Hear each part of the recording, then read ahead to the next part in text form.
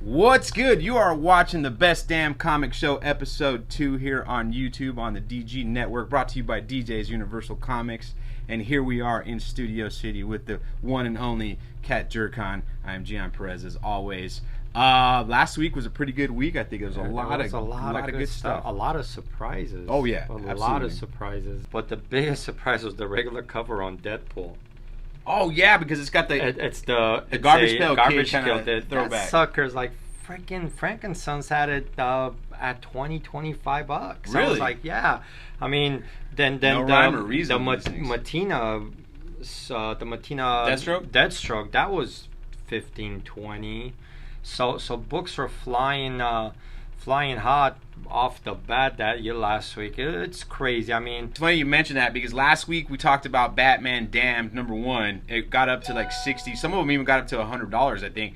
So many people have put their copies up that now it's gone down to $40, which is good. You paid $5 for the book, you're still getting 40 for it. It's great, but that's what happens when a book gets hot. People start flooding the market. There was also, reorders came into, although the book is sold out. I heard somewhere that they're not doing a second print now. They're not doing a second print? Yeah, I read that. Oh, that's great if they're not doing a second print, because that means this book will stay up then. Right. Because some people want to read it. I mean, they still want to see the schlong, but a lot of people just wanted to read it to read the book, because it is a solid story. Right. So if they don't do a second print, then that's great. I mean, I'll probably find out over the weekend. I'll have, because that means, because we got reorders. So the week before the week the book came out, I put a reorder for 10 copies, I believe, yeah.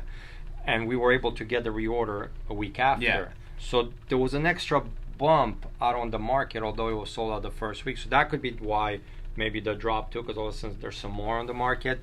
But if they're not doing the second print, then the book will probably jump back up. Well, there you go. Before we jump into this week's picks, though, I want to talk about some of the picks we've done over the past couple weeks. From a couple weeks ago, the Justice League #8, the Jim Lee Joker cover. There's the sketch cover, that's a 1 in 100. And then there's the regular B variant, which is open order. The B variant's going for about $10, $10-$12. It's averaging, so not a bad pickup. It was on our list. We talked about it. Then Dr. Aphra, #24, the Boba Fett cover is steady between $13-$15 now. What is Boba Fett? Because of the Boba Fett. I said, it is a percent variant. We bring it up is because Boba Fett's popular one, and because what Cat's telling you, like the print numbers on these are pretty low as well and hard to get the book. And then again, you got that new TV show, The Mandalorians, on the Disney feed that's right. coming up.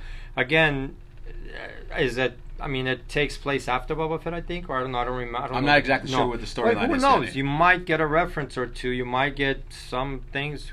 Book could go up even higher, So something to hunt for. Something to look for if you can find it. For somebody that's 10 seconds screen. Yeah. He's got 10 seconds in the entire movie, the original trilogy. But there was a pick that I actually made last week, but I didn't put it on the video. It's Wonder Woman Justice League Dark Witching Hour #1. The B variant on this book is going for a solid $15. Some got up to $20. It's a beautiful cover. And another Italian guy. These Italian comic book artists are just killing it with the covers. I don't know the guy's name. I want to say it's like Averici or something like that. Yeah. Something like that. But it's a really nice cover. It's a beautiful cover. And it's another. I don't know how many of those did you order? Like of the book in general. Like is that? I mean, I feel like when you do these spin-off books, they don't get as much. They don't get ordered as much. They don't, because I looked at the #1s, and it definitely didn't sell through, but the variants sold. Talk to your dealer, make sure that you get on some kind of pull service with them and make sure they get you these variants, because they are they're not incentive variants, they're open orders. And again, you want to get your hands on it, talk to your guy, say, look, this is what I want every month. Don't wait till the week of. 2-3 weeks before, the book's $30 and he wants a copy. It's like, oh my God. I mean, I listened to ourselves talking. It's like, dude, we mentioned this a year ago. Absolutely. And again, I sound like a broken record, but pay attention, because they're dropping knowledge for free on YouTube. But let's get into these picks. Before, one more thing though, Cat has got a bunch of CGC books coming in, so he's got not a fire sale per se, but he's got I'm moving some stuff. Yeah, so check out his Instagram. Got a lot of good CGC, nice graded books on there. Modern to check books, out. yeah. All right, well, what do we got this week from you? I see you got Image. I'm not. Dead. What is this Walking Dead gimmick? It's a gimmick and a half. For the whole week, you look at my board. It's like, I don't know if I'm not feeling it this week. I don't know if I'm in a slump or whatever, but there's really not I'm not feeling much out of anybody this week, but I guess it's the 15-year anniversary of Walking Dead. Okay. So I think, but they're doing these blind bags, and I think what they are, I don't know if they might be reprints of #1, but each one has a specific reproduction of a cover drawn by somebody else. Okay.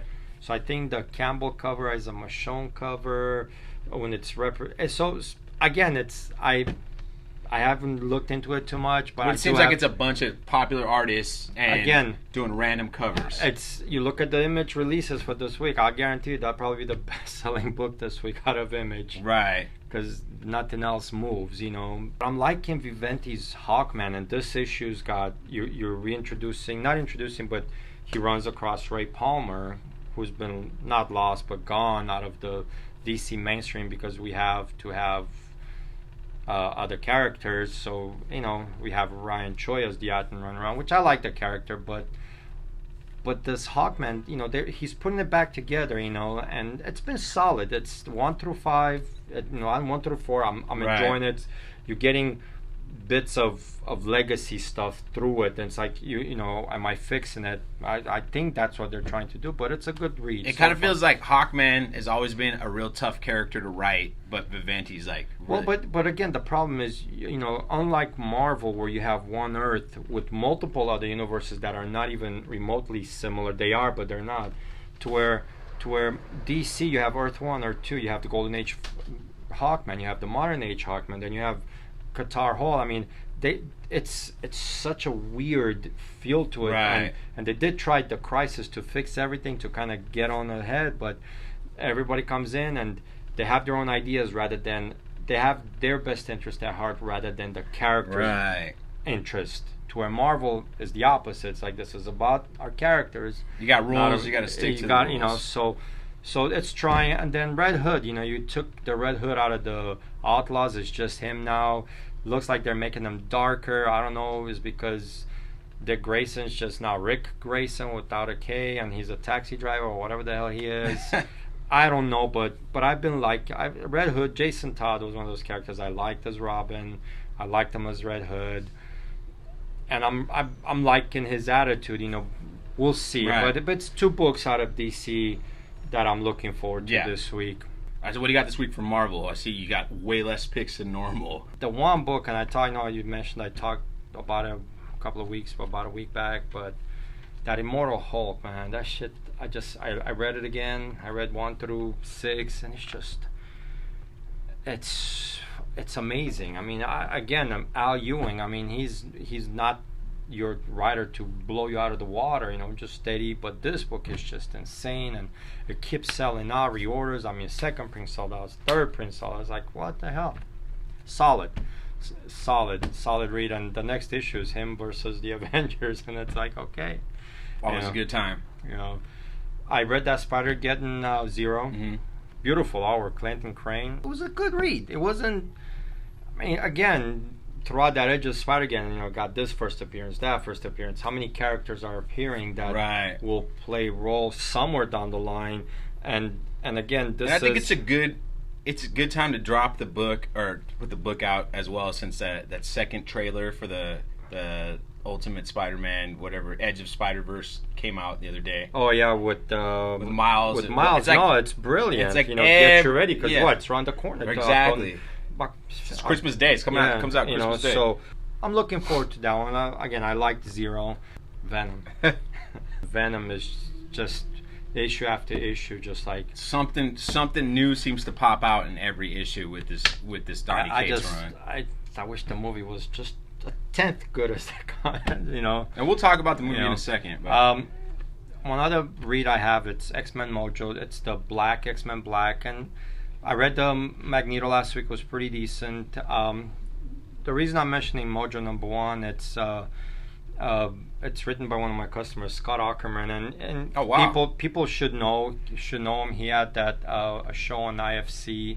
Follow him on Twitter. He's he's good guy, and I want to see what he does with the comic. He's a big fan of comics. Oh my god! And before we get to my variant picks of the week, stick around and check out this video. Daniel and I discuss some of the controversy happening with the Venom film that came out Thursday night. The night before we recorded this video. So last week, if you're watching this, you know what? Yeah. I just want to talk real quick about the Venom movie that's coming out this weekend. Depending on where you're watching this, they might have already come out. We're not sure, but there's a lot of for the preview screening so far, it's not looking too good. And I know you're a person that doesn't really take these things serious. I've already said from what I've seen from the trailers, Venom's first standalone movie turns out to be like the comics character in all the wrong ways, chaotic, noisy, and in desperate need of a stronger attachment to Spider-Man. So I mean, that was my critique more than anything. I mean, I'm gonna watch the movie. No, I'm gonna watch it too. But I at some point. Yeah. Not opening weekend. I think they're giving away a free comic. I might have to sneak out and see it tomorrow. That's how they're getting people like you. Yeah, that's how they're gonna get me, and probably gonna get a lot of other comic book dudes. If it's bad, people will know. Because I think in my opinion, the only way movies are successful nowadays, yes, you have your opening box office. That matters. That's important. But that's no longer guarantees your movie's success anymore, because not Dark Knight Rises, Batman vs. Superman, Justice League, pretty good opening weekends. Not the greatest, but pretty good opening weekends. It's that next weekend fall off. Then when you lose 60, 70% and you go from 100 million to fucking 30 million the next weekend, that's because your movie sucks. Because of the internet now, word of mouth is everything. Yeah. Dude, you need to go check out the new Venom. It's fucking great. I'm telling you, it's great. You need to go fucking... All right, cool. That's the only way movies are successful nowadays. So if it's shitty critically and it's already been written off, this movie's not going to be successful at the box office. It's not. I can tell you that right now. I don't know if it's a good movie or not because I haven't seen it. Yeah. I will not subscribe to their fucking 23, 29%, whatever. I need to see it for myself. So what I'm saying is, this Venom movie might be good. It might not be good to comic book people, but it could be a good movie. I don't know. I have to see it, but it's not going to be successful. I'll tell you that right now. It's going to bomb. It might have a good, strong opening weekend, though. Honestly, this is going to sound stupid, or maybe it's not. I want the movie to fail so that all these I just want all these characters just fold under Marvel to get back into Marvel. I'm with you. That's it. I don't... It doesn't bother me that there's no Spider-Man in the Venom. I don't care if the movie is good. I still don't care because I just don't think... There's nothing to sustain itself. If this movie was a good Venom movie, okay, great. You have a sequel, okay, great. At some point, you're going to need heroes. They don't have any... What heroes does Sony own right now? I mean, they do own Spider-Man. I mean, technically, I think the strategy is if this is successful, they'll loop him back in. They're going to loop their own Spider-Man back in. And then, I don't know. I have no idea, to be honest with you. I don't know what deal Marvel has with Sony right now when it comes to 2 movies. The Spider-Man character. And then after this one, that's, I don't know. I don't know what deal's being worked on, but I think this is Sony trying to capitalize on what they have. They're jumping the gun, and they're trying to take advantage of it. And that's all it is. It's the same thing. We had the argument. The people haven't watched it, but they may have watched it by now. The argument about the Joker thing, but it's the same thing. It's like you're using these properties to get... But at least DC owns the Joker. At least they do. So if they wanted... If Batman makes a cameo in the Joker movie, even if it's Bruce Wayne and not Batman... Yeah. At least they can do that. Have the connection. This... has nothing. Exactly, and this makes it even tougher. So, and we're back. So, Cat, I got a question for you. I know you're not excited about this Venom film, and judging from the reviews that have already came out, the preview reviews before it was released, a lot of the critics were not happy with this film. A lot of people are saying the same thing that we had concerns with. Like this Venom movie needed a lot more Spider-Man. It needed Spider-Man. But you don't need Spider-Man. You really, I mean, you don't need Spider-Man to make a Venom movie because. You look at the comic. You don't need Spider-Man to have a good Venom comic book. You just need a good story. Let's say the movie does bomb. How does that affect the Venom books going forward? The actual comics. Like, have you seen like when some of these other comic books, like for example, the Daredevil books with Ben Affleck, the Daredevil movie with Ben Affleck came out and it bombed. Did that affect the sales of the book? Did it affect like the back issues of the book at all? Because that's my concern. Is like this No, like Spider-Man 300 is so hot because it's Venom's first appearance, and I think a lot of it's connected. The reason why it's jumped back up is because of this Venom movie. But if the Venom movie blows, is that book going to come crashing down? It could hurt it, or it could stay because, movie or not, it's still Venom. Right. And the comic property is so much different than the movie property, and what they're doing with Venom right now is just out of control. So I don't think it will take a hit. It might take a dip in the short term, but in the long term. But eventually, I mean, again, once Disney gets it back. back. Well, I've been told that Sony. I mean, and I was schooled on this about 6 months ago. I wasn't aware of it, but Sony's bread and butter. It's not the electronic world. It's not the movie studio. Sony's actually, my understanding is that their biggest life insurance provider in Asia. So that's the company. It's life insurance. Wow. So that's their money. So I've heard that they're talking about dumping the movie studio because it's just they haven't had a hit. Right. So if that happens, I mean, it's just hemorrhaging money. Yeah. Would you get a situation where Disney makes an offer on just, hey, just want my property back. Just here's fucking money. You sell the studio, or will they offer on the whole studio? Because, and again, they just finished with Fox. People might be crying, oh, they're buying way too much. Look, I just want them to get Spider-Man. That's all. I don't care about anything else. Yeah, and it might not get past the legislation too, that monopoly. But if they can just buy Spider-Man back, you know what? Then they do a Venom movie. Right, that's true. And that book will. They'll do a Venom movie, you know. So yeah, it's all speculation, man. I don't have a crystal ball. I don't know. I can only go by what I see and what I hear. A wise man once told me, if you want to make money selling comics, don't buy real estate.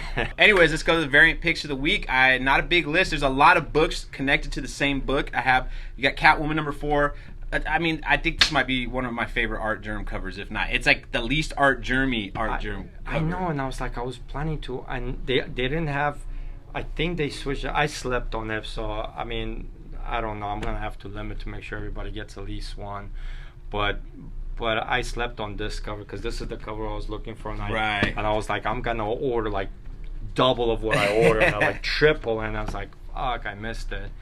It's a really nice cover, nice portrait cover of Catwoman. I mean, you see the picture up there. The other one I got, Red Hood 27, Yasmin Putri. It's a really nice cover, but the real reason why I'm picking this is because 25 and 26 have been sleepers. It's an under-ordered book, so the variants, I'm sure 25 especially, has not had a lot. And those 25 and 26 are $10 to $15 books right now for a cover price. Well, it's Red Hood because the sales are, I mean, they dipped. Well, these covers are beautiful, 1 and 2. I mean, the 27 is already sold out at Midtown. That's always a sign. I always tell you guys, if it's sold out on the online sites, be on the lookout for it when you go and pick up your books on Wednesday. But really nice cover, and try to get the other ones if you can get it for a decent price. Then Suicide Squad number 47. It's got 2 things going for it, guys. One, Francesco Medina and Harley Quinn. For those of you that couldn't get that 1 in 200 Heroes in Crisis Harley Quinn cover, where here's a cover price one for you. Beautiful cover, and these things good luck with that cover price. But it's a beautiful cover. It's Matina, it's Harley Quinn. That's a wonderful combination. You can't miss it. And then Wonder Woman number 56, Jenny Frison. It's a Witching Hour Part 2 cover. Wonder Woman's got this like demon eyes looking thing on her face. Really nice. I'm a big fan. I say it every 2 weeks. Jenny Frison. I think she's, in the long term, she's going to be something great, and you guys are missing out if you're not picking up her stuff. Then we got Marvel this week. We got Spider-Geddon number 1. There's a bunch of different, I think every single alternate Spider-Man character in it has their own cover. My favorites are the PS4 Spider-Man by David Nakayama, and then the Spider-Man Noir by, I think the guy's name's David Perel. Perel, yeah. It's a really nice cover as well. And then the In-Hyuk Lee connecting cover, I think it connects to Zero. Well, they're gonna connect it throughout the miniseries, I guess. So they're all gonna have a connecting cover. Got it. Yeah. And this guy In-Hyuk Lee is just Man, we've Super been talking talented about guy. him. I mean, he's bound to land on something that's gonna get him to the next level. Because right now he's on that level. Right. He's on that chase collective level where Absolutely. you gotta get his shit before it disappears. And not to talk shit to you guys, but I want to told hear. you so. I want to hear about it a year later if one of his books is going for $200. That was an open order variant or something, or qualifying, and you didn't pick it up. You know, we've been telling you guys since day one.